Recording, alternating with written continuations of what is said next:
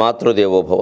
ఆకలి వేయుచున్నది మహాపదమున్గితినమ్మ, ప్రాణముల్ కవి కూతలన్ పిడుచగట్టుకపోయే, దయామృతంబులన్నాకిడుమమ్మ భావమయనాకమున కుముదంబు గూర్పగా, దయామృతంబులన్నాకిడుమమ్మ భావమయనాకమున కుముదంబు గూర్పగా, లోకమునెల్ల వ్రేల్మిడిని లోగొనదెన్ కవితా తపస్సుతో, లోకమునెల్ల వ్రేల్మిడిని లోగొనదెన్ కవితా తపస్సుతో.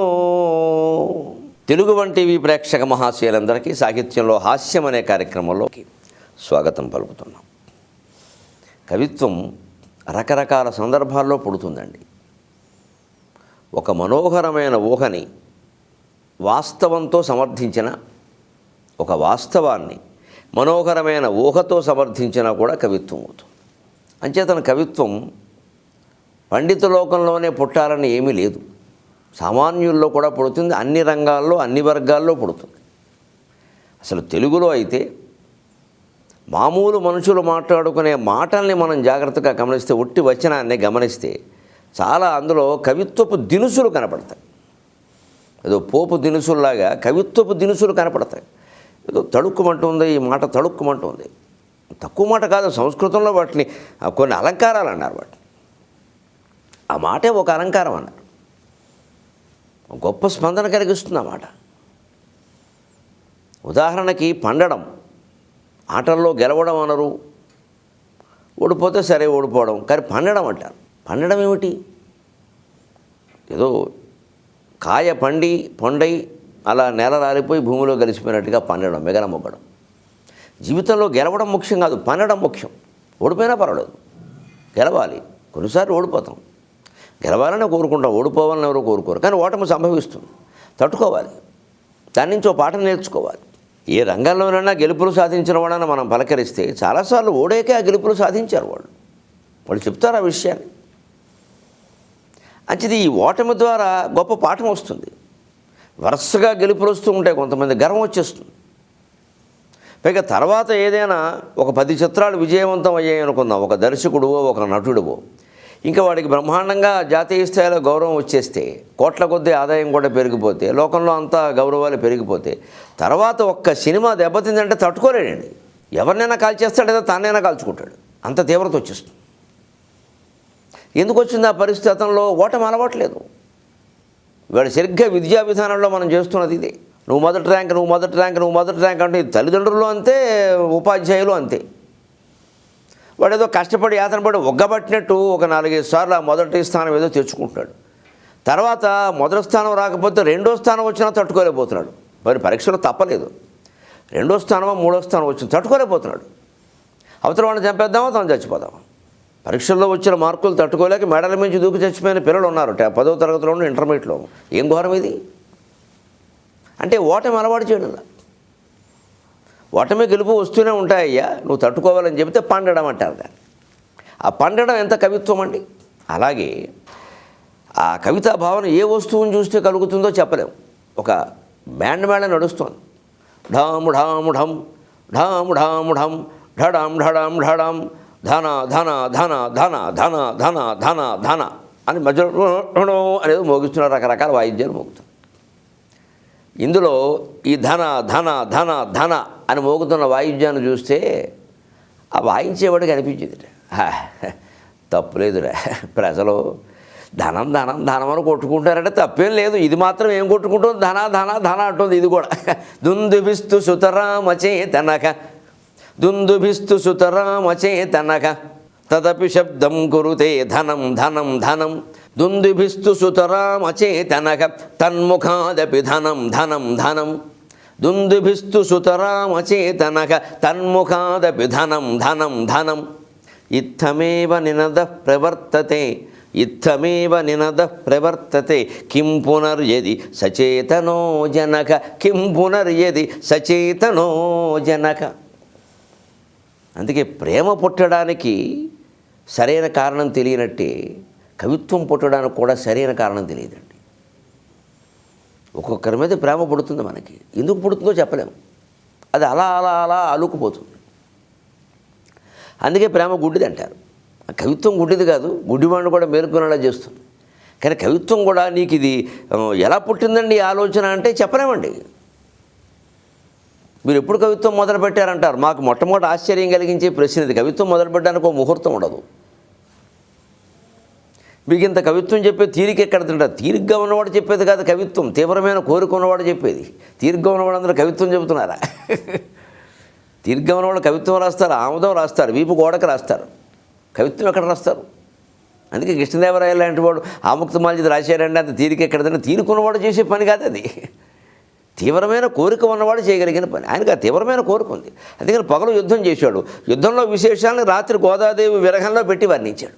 ఎంత ఆశ్చర్యం! అది ఎవరి వల్ల సాధ్యమవుతుంది? ఆ తీవ్రమైన కోరిక ఉంటే సాధ్యమవుతుంది. తీరుకుండడం ఏంటి? బోళ్ళ ముందు అరుగుల మీద కూర్చొని తీరిగ్గా ఉన్నవాళ్ళు వాళ్ళందరూ కవిత్వం రాస్తారా? అంటే మనం అది గ్రహించుకోవాలి.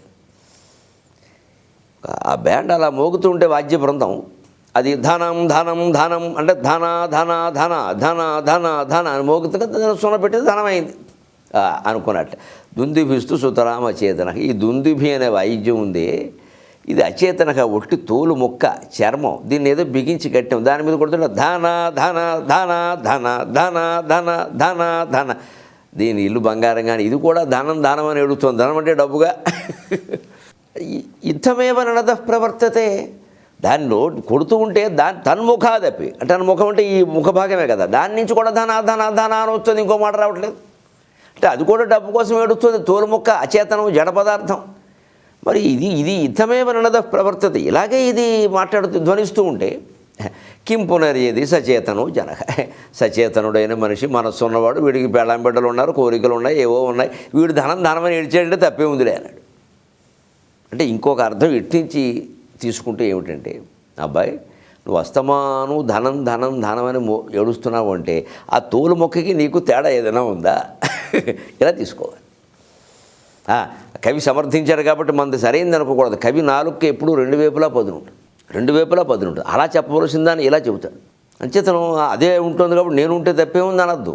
అది ఉంటుంది. నువ్వు అలా ఉన్నావంటే నువ్వు అది ఒకటైనా ఆలోచించుకో. ఇప్పుడు లంచం తీసుకున్నవాడిని గడ్డి తిన్నాడు అంటాం మనం. పశువులు గడ్డి తినడం లేదా అంటే నువ్వు పశువు ఒకటే, మనం పశువు ఒకటేనా? పశువులు చేసే పని మనం చేయొద్దాను కదా. పశువులను కూడా మనతో సమానంగా గౌరవిస్తే పర్వాలేదు, కానీ మనల్ని పశువులో చూస్తూ ఊరుకుంటామండి. అందుకని కవి ఇలా ఎందుకు చెబుతారంటే అలా గ్రహించుకుంటామని. అలా గ్రహించడం చేతకాని వాళ్ళు ఏమనుకుంటారు? ఇది అంతే అనుకుంటారు. అందుకని జడ పదార్థమైనటువంటి దుందుబే ధన ధన ధన అంటుంది. కిం పునర్యేది సచేతనో జనక. మనిషి సచేతనుడైన వాడు, ఆశలు కోరికలు ఉన్నవాడు, ఆశిష్టో బలిష్టో దృఢిష్టక అని వేదం చెప్పినట్టుగా దృఢంగా ఉన్నాడు, బలంగా ఉన్నాడు, కోరికలు ఉన్నాయి. మరి వాడికి ఆ కోరికలు తీరాలంటే డబ్బు కావాలి. వాడు కోరుకోవడం తప్పే ఉంది. అంటే డబ్బు వ్యామోహంలోనే పడ్డావు, పగలు రాత్రి డబ్బు డబ్బు అని కలవరిస్తున్నావు అంటే నీకు ఆ దుందువి ఆ తోలు వాద్యానికి నీకు తేడా లేదు. ముఖ్యంగా ఈ డబ్బు కాంక్ష కలిగిన వాళ్ళం మనం ఎవరైనా ఆలోచించుకోవాల్సిన వాడు మన కోసం మనం సంపాదించమండి. ఇతరులతో పోల్చుకుని వాళ్ళతో సమానంగా ఉండాలని, వాళ్ళకంటే ఎక్కువ ఉండాలని సంపాదిస్తాం. ఈ పోలిక మానేస్తే ఇక చాలిక. అలాగే ఈ వారం దీనికి అనుగుణంగా ఒక పద్యం. నిజంగా కవిత్వంలో కానీ, సంగీతంలో కానీ, చిత్రలేఖనంలో కానీ, శిల్పంలో కానీ, నాట్యంలో కానీ ఉండే రుచి పట్టుకున్నవాడు, ఆ రుచి గ్రహించినవాడు, ఆ రసగ్రహణ శక్తి ఉన్నవాడు డబ్బు కోసం ఆలోచించరండి. వాళ్ళు దాంతోనే సంతృప్తి చెందుతారు. ఉదాహరణకి కొప్పరపు కవులు, కొప్పరపు వెంకటరమణమూర్తి గారు, కొప్పరపు సుబ్బారాయుడు గారిని ఇద్దరు ఏకోదరులు, అన్నదమ్ములు. తిరుపతి వెంకట కవులతో సమానంగా వాళ్ళు అవధానాలు చేశారు, ఆశువులు చెప్పారు. అసలు ఆశువు గట్టిగా చెప్పడంలో అయితే వేగంగా తిరుపతి వెంకట కవుల కంటే వీళ్ళనే గొప్పవాళ్ళుగా చాలామంది చెప్పారు. సరే ఎప్పుడు ఆలోచించారు, ఎప్పుడు పద్య నిర్మాణం చేశారు, ఎప్పుడు అది నాలుక మించి బయటకు వచ్చింది, మాకు ఆశ్చర్యకరంగా ఉందని అందరూ మెచ్చుకున్నారు వీళ్ళని. అటువంటి వాళ్ళు జీవితం అంతా కవితామయంగా బతికారండి. వాళ్ళు కవితామయంగానే బతికారు, డబ్బు ఆశించాల. వాళ్ళకు సహజంగానే ఉన్నవాళ్ళు, అయినా ఉన్నవాళ్ళు మాత్రం ఆశించరా. ఏమిటి బోళ్ళు మంది ఉన్నవాళ్ళే ఆశిస్తున్నారు ఇవాళ. వాళ్ళు ఎవరి నుంచి ఏం ఆశించలేదు, అమ్మవారినే అడిగారండి నేను. ఆవిడ ఏమి అమ్మవారు ఎటువంటిది అంటే ఆవిడ ఒక 2-3 సార్లు మాత్రమే భక్తుడికి అడిగే అవకాశం ఇస్తుంది, ఇంక తర్వాత అడిగే అవసరం కల్పించదు ఆవిడ. ఇతర ఉపాసనలకి దేవీ ఉపాసనకి తేడా అది. అమ్మవారిని ఏదో మనకి నాకు ఈ కోరుకుంది, నాకు ఏటో పేదవాడిగా ఉండిపోయానమ్మా, నీ భక్తుడు పేదవాడిగా ఉంటే నీకే అవమానం అనకు, బలివాడివేరా, నీకెందుకు కూర్చోంటుంది ఆవిడ అని. చిత్రంగా ఎలా తీరిపోతాయంటే కోరికలన్నీ ఇక ఒక ఏడాది 2 ఏళ్ళు మొత్తం అయిపోతాయి. ఇంకా అసలు పైగా విరక్తి కూడా వస్తుంది. దేవి ఆరాధనలో ఉండే విశేషం ఇది. అన్ని కోరికలు తీర్చి సంతృప్తి కలిగిస్తున్నాడు. ఏదో తీరకుండా వైరాగ్యాన్ని బోధించదు. తీర్చుకోరా, కానీ ఏముందో చూడు వెరుమోహవా. తల్లి చూడండి, ఏదైనా పిల్లాడు ఏదైనా కావాలంటే అది కొంచెం జబ్బు చేసే పిండి అంటే అయినా సరే వాడు ఏడుస్తుంటే పోన్లేరా నీకోసం చేస్తానులేమ్మా ఉండు అని చెప్పి చేస్తుంది. వాడికి జబ్బు చేయకుండా చేస్తుంది జాగ్రత్తగా చేసి మొత్తం మీద తీర్చి ఏముందమ్మా ఇందులో అని. ఇది ఎక్కువ తింటే ఇబ్బంది రే. ముందు తల్లి తన కోరిక తీర్చడాన్ని చూసినటువంటి పిల్లవాడు తర్వాత తల్లి చెప్పినట్టు పెట్టాడు. అలాగే అమ్మవారు కూడా ఏం చేస్తుంటే జగత్తంతా ఆవిడ సంతానమే కాబట్టి మనం కోరినటువంటి కోరికలు డబ్బు ఇంకేదైనా భోగాలు ఏవైనా కానీ బిరుదులో పదవులో కావాలంటే ఇచ్చేస్తుంది. మొత్తం అని ఇచ్చేస్తున్నాడు. ఇచ్చేసాక ఏముందిరా ఇందులో వీర్రాడా, లేనప్పుడు ఉన్నప్పుడు ఒకలాగే ఉన్నావు, ఏముంది ఇందులో అని క్రమంగా వైరాగ్యం కూడా ఆవిడ కలిగిస్తుంది. అంత గొప్పది. వాళ్ళు ఆవిడనే నమ్ముకున్నారు కాబట్టి భయంకరమైన పరిస్థితులను కూడా సులభంగా ఎదుర్కొన్నారని వాళ్ళు ఏదో విజయవాడ ఒక సభకు బయలుదేరి పెడుతున్నారు. వాళ్ళు మధ్యలో ఏలూరు దాటి వెళ్ళాలి. అప్పుడు 2 ఎడ్ల బండి మీద 1 ఎద్దు బండి మీదే ప్రయాణం కదా. అందుకే అప్పట్లో ఈ 1 ఎద్దు బండి వెళ్ళడం కాబట్టి కనుమనాడు ప్రయాణం చేయొద్దనే మాట వచ్చింది. కనుమనాడు ప్రయాణం ఎందుకు చేయొద్దు ఏమీ దాని ఏమి దుర్ముహూర్తాలు ఏం లేవు. కనుమనాడు పశువులు పూజ చేస్తారు.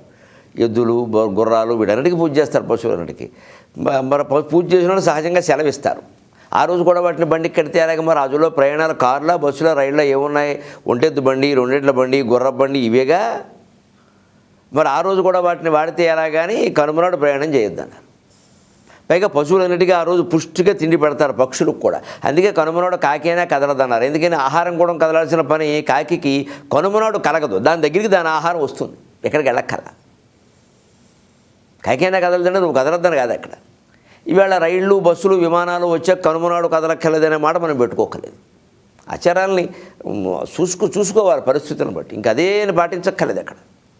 అందుకోసం ఏర్పడింది తెలుసుకుంటే అది దాని అవసరం లేకపోతే మానేస్తాం. ఎవరి దీన్ని పట్టుకుని వేలాడడం ఎందుకు? అసలే చేయకపోవడం ఎంత తప్పు, వేలాడడం కూడా అంతే తప్పు. అలాగా వాళ్ళకి ఆ బండి ఎడ్ల బండి మీద 1 ఎద్దు బండి మీద వెళ్ళారు. ఏలూరు వెళ్ళాక అక్కడేదో విడిది చేశారు. ఇంకా విజయవాడ వెళ్ళడానికి 2-3 రోజులు సమయం ఉంది. అక్కడేదో జమీందారు గారు ఏంటో వసతి ఇచ్చారు. వీళ్ళకి అక్కడ అనుకోకుండా ఈ టైఫాయిడ్ జ్వరం వచ్చేసిందండి. ఏకంగా 15 రోజులు 20 రోజులు అలా పడిపోయారు, ఒక గదిలో ఉండిపోయారు అలాగా. అప్పుడు కూడా వాళ్ళు పద్యాలు మానలా. ఆ జ్వరంతో ఉండగా వాళ్ళ దగ్గరికి ఎవరో వచ్చి ఊళ్ళో మంచి వైద్యులు ఉన్నారండి, అక్కడికి మీరు చూపించుకోవాలంటే వెళ్ళారు. సరే నడుచుకుంటూనో మొత్తం మీద దగ్గర బండి ఏర్పాటు చేశారు, వెళ్ళారు. అసలే కొంచెం బలహీనపడి జ్వరంతో ఇబ్బంది పడుతూ ఉన్నారేమో. ఆ వైద్యుడు గుమ్మంలోకి వెళ్ళగానే ఆ వైద్యుడు మరి ఆ పక్క అయిన హాచ్ అని తుమ్మారట. ఆ తుమ్ము ఎలా ఉందో వీళ్ళు పద్యం చెప్పారండి. ఆ ఈ 102 డిగ్రీల జ్వరం ఉన్న దశలో ఆ తుమ్మును వర్ణిస్తూ వీళ్ళు పద్యం చెప్పారు. ఎంత భీకరంగా చెప్పారో, ఆ తుమ్ము ఎటువంటిదో, అసలు వీళ్ళ కవితాశక్తి ఎటువంటిదో చూడండి. గండీవధరజయొద్దండ గండాకతి తిన్నగాని కలంగకున్నవాని, గండీవధరజయొద్దండ దండ కండాకతి తిన్నగాని కలంగకున్నవాని, కైటభాంతక నిరాఘాట శంఖధ్వని విన్నగాని చెలింపకున్నవాని, కాలకాలుని పాల కీల జ్వాల కాలకాలుని పాల కీలికా జ్వాలలు కన్నగాని ఎదిర్చియున్నవాని, కాలకాలుని పాల కీలికా జ్వాలలు కన్నగాని ఎదిర్చియున్నవాని, అంబోధి సంభవ కాలాకలంబుపై కొన్నగాని విభీతినున్నవాని, అంబోధి సంభవ కాలాకలంబు పై కొన్నగాని విభీతినున్నవాని, విందుమే కాని వినవెందు విశ్వలోక భూత సంఘాత ఘాతక భూత నిశిత పటపటత్కార దౌష్ట్రిక పటల చటుల భీరవ భక్షుతారవ అపేత భీతో వినవెందు. దెబ్బకి తుమ్మిన వాడికి ముక్కు ఊడిపోయేలా చెప్పారు పద్యం. ఎందుకు తుమ్మేమో అనిపించాలన్నమాట. ఆ తుమ్ము ఎంత భయంకరంగా ఉందంటే ఆ శబ్దం ఎలా ఉందో చెబుతున్నారు, ఏదో బాంబు పేలినట్టుగా. అదేదో విచిత్రం అనుకుంటాం కానండి, అనారోగ్యంలో ఉన్న వాళ్ళకి ప్రతి చిన్న శబ్దము అంత భయంకరంగా ఉంటుంది. మనం మామూలుగా ఉన్నప్పుడు కొన్ని శబ్దాలు భరిస్తాం. జ్వరంతో ఉన్నప్పుడు, తలనొప్పిగా ఉన్నప్పుడు చిన్న శబ్దం కూడా చాలా ఇబ్బందిగా ఉంటుంది. అందుకని ఈ తుమ్ము అంత భయంకరంగా వినపడింది. అయినా కవులు కాబట్టి చెప్పారు, మామూలు వాళ్ళు ఇంత భయంకరంగా చెప్పారు. ఏమిటా అలా తుమ్ముతావు, ఏదో కొండ విరిగినట్టుగా అంటారు. ఇప్పుడు కొండ విరిగినట్టే అని మామూలుగా అంటే కవిత్వం ఏముంది చెప్పారు వాళ్ళు. గాంధీవధర జయోద్దండ కాండాకతి తిన్నగాని కలంగ కొన్నవాని. గాంధీవాన్ని ధరించినటువంటి అర్జునుడు పాశుపతాస్త్రం లాంటి అస్త్రాలు వేస్తూ ఉంటే ఆ దెబ్బ తగిలి కూడా బతికి ఉన్నవాడు ఉంటే ఉండొచ్చయా. దానికి తుమ్ముకి సంబంధం ఏమిటో తెలియదు. వీడు ఎలా చూస్తున్నాడు, గాంధీవం ఎందుకు, నా తుమ్ముకి గాంధీవం పని. కవి తెలుసుకుంటే అలాగే ఉంటాయి. మళ్ళీ వీడి జీవితంలో తుమ్మడం కాదు, ముక్కు ఆపరేషన్ చేయించుకుని ముక్కు తీసేసుకోవాలి. ఎందుకంటే మళ్ళీ తుమ్మిది ఎవడైనా పచ్చి చెబుతాడేమో, అలా ఉంటుంది. అంతే కొప్పరకోలు ధాటి అంటే ఇది. గాంధీవ ధారియైన అర్జునుడు పాశుపతాస్త్రం ప్రయోగిస్తే అది ఆ దెబ్బ తిని కూడా బతుకున్నవాడు ఉంటే ఉండొచ్చు. బాబు తర్వాత ఏమిటో చెప్పండి, ఇప్పుడు శేషపద్యం పూర్తయ్యే వరకు ప్రాణం నిలబట్టలేదు అంటాడు వాడు. అప్పుడు చెబుతున్నారు రెండోది, కైటభంతక నిరాఘాట శంఖధ్వని విన్నగాని చెల్లింపకున్నవాని. మధుకైటపులిద్దరినీ 5000 ఏళ్ళు పోరాడి సంహరించినటువంటి శ్రీ మహావిష్ణువు పాంచజన్యాన్ని పూరిస్తూ ఉంటే ఆ ధ్వనిని విన్నాక కూడా ఎవడో గుండెలు అదరకుండా సుఖంగా ఉంటే ఉండొచ్చు. అయ్యి బాబోయ్, మహావిష్ణువు వైకుంఠం శంఖధ్వని ఏమిటి, నా తుమ్ముకి ఇంత గొడవ ఏమిటి అంటాడు. అంతే ఆయన అదిరిపోయేలా చెప్పారు. ఇంత అంతటితో అక్కడ కాలకాలుణ్ణి పాల కిజ్వాల కీలికా జ్వాలలు కన్నగాని ఎదిర్చియున్నవాని. ఎదురుగా త్రిపురాసుర సంహారం చేసినటువంటి శివుడు వచ్చి 3వ కన్ను తెరిస్తే ఆ అగ్ని జ్వాలల లోకాన్ని మొత్తం కమ్మేస్తూ ఉంటే నన్నేం చేస్తాయో చూస్తా అని ఎదిరించి వెళ్ళినవాడు బతికి ఉంటే ఉండవచ్చు అన్నారు. అయ్యి బాబు, ఆయన్ని కూడా లాక్కొచ్చారు. ఇదేమిటంటే అంతటితో వదిలిపెడతామా. అంబోధి సంభవ కాలాహలంబుపై కొన్నగాని విభీతినున్నవాని.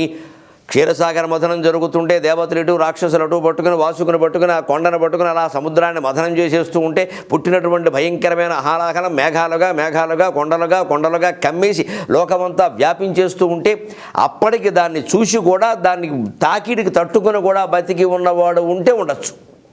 భయపడకుండా రాని ఏమవుతుందో చూస్తానని.